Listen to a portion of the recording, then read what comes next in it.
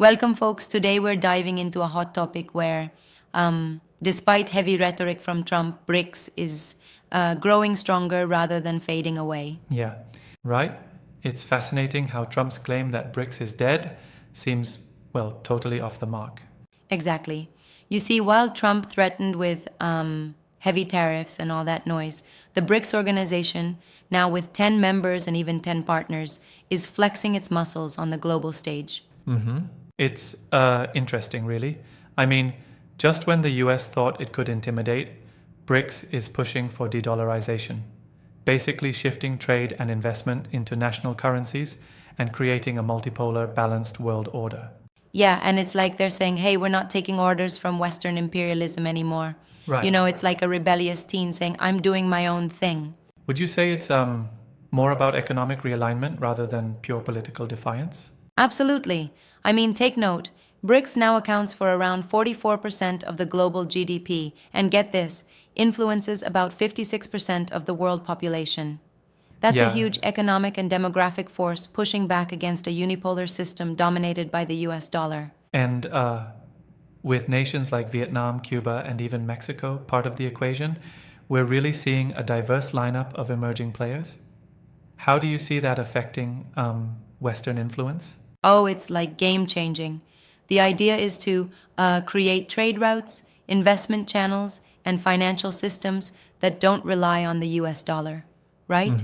Trump's tariffs are almost like a shot in the dark, showing a kind of desperation rather than understanding the evolving global dynamics. I get that. But, some might argue that imposing tariffs might force a conversation, even if indirectly, on rebalancing power. Do you think there's any merit there? Well, I see that point, but really, tariffs have historically backfired. They're blunt instruments. It's like trying to fix a clock with a sledgehammer, Yeah. you know? Plus, they don't address the underlying shift. Instead, they just highlight how out of touch some leaders can be. So, in a way, Trump's position might be a bit counterproductive for his own standing regarding global economic leadership. Exactly. It exposes a sort of paradox, trying to save the myth of US supremacy while inadvertently fueling the very forces that erode it. And then there's the discussion about establishing new financial structures, like the New Development Bank, and alternative arrangements to the IMF, like a contingent reserve arrangement. Right. These developments, they seem to be aiming for a more self-sufficient and, sovereign financial model among these nations, don't they? Precisely. It's like if you had a sports team always relying on one star player, what happens when that star gets injured? They need a team that's capable in Yeah. its own right.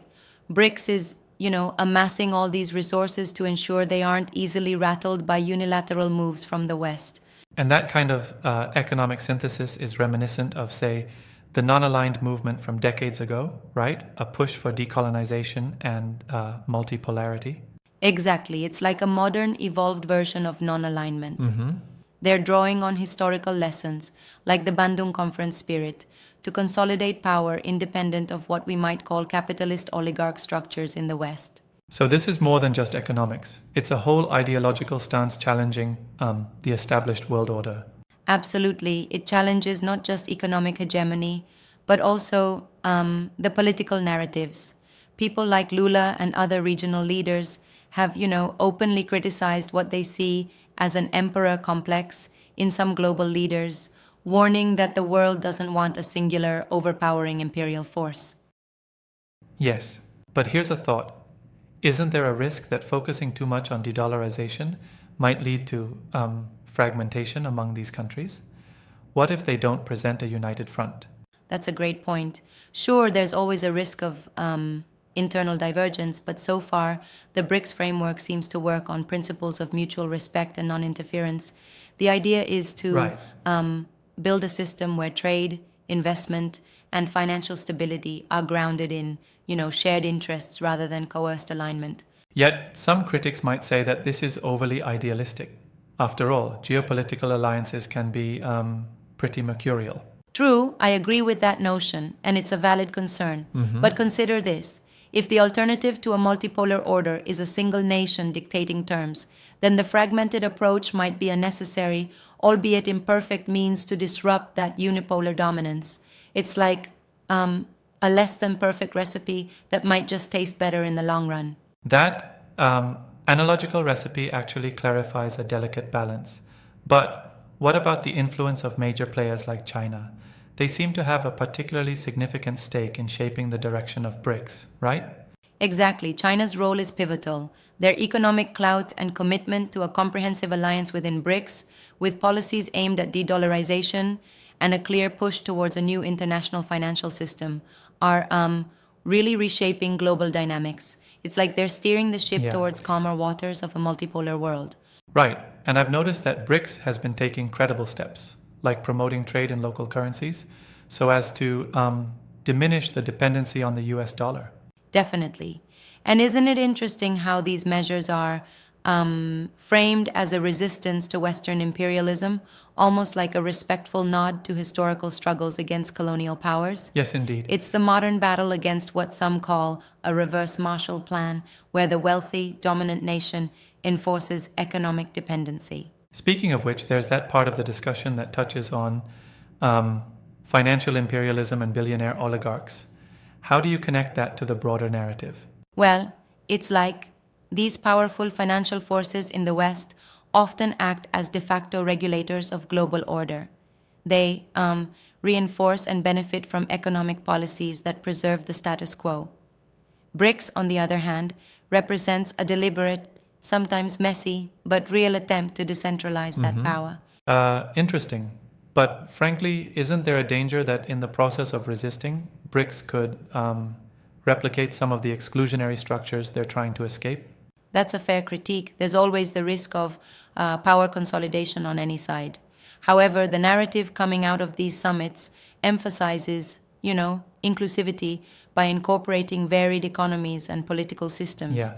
It's a careful balancing act, and only time will tell how equitable the final structure becomes. And then there's the question of political leadership.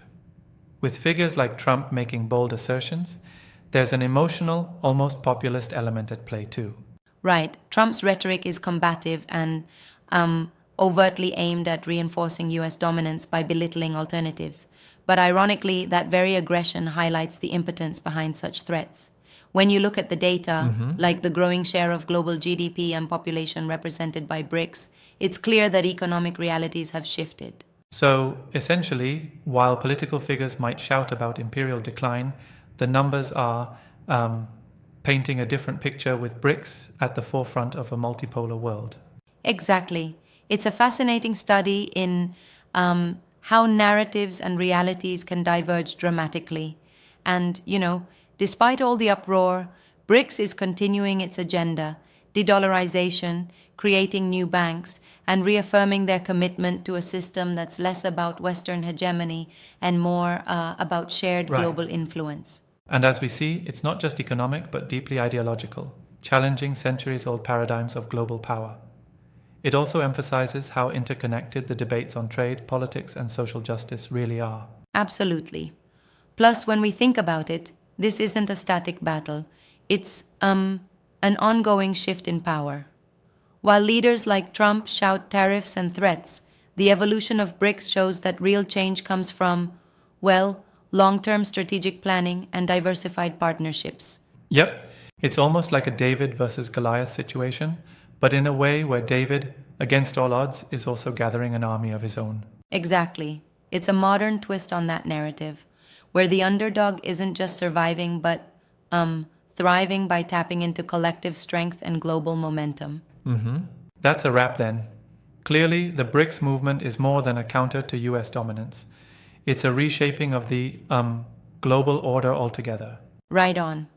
And as we watch these developments, it becomes clear that economic power isn't confined by old boundaries. It's fluid, dynamic, and increasingly multipolar. Thanks for this engaging conversation. Yep, thanks.